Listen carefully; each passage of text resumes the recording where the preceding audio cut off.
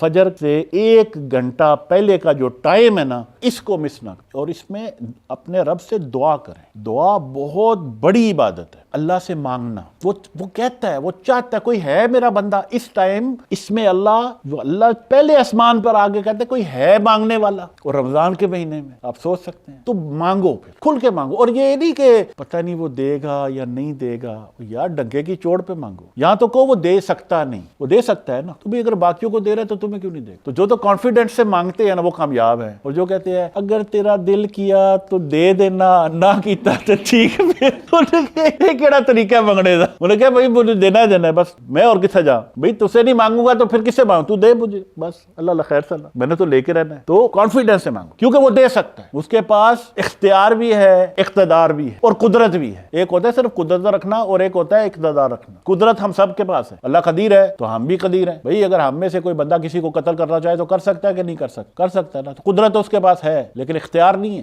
ہم میں سے کسی کے پاس یہ اختیار نہیں ہے کہ ہم جا کے کسی کی بھی نہ حق معاذ اللہ جان لیں، لیکن اللہ کے پاس ہے، وہ جس کی مرضی لے سکتا ہے۔ ایسے ہی ہے نا؟ تو وہ رب ہے، اس کے پاس سب کچھ ہے۔ اپنے رب کے ساتھ ایک تعلق بنائیں، واسطہ ڈالیں۔ سمجھتے ہیں نہیں میری ہوتی تو آپ کہیں کہ تجھے تیرے حبیب کا واسطہ ہے، وہ کیسے ٹال سکتے؟ لیکن یہ ٹائم یاد رکھے کہ یہ فجر سے 1 گھنٹہ پہلے کا جو ٹائم ہے نا، اس کو مس نہ کریں۔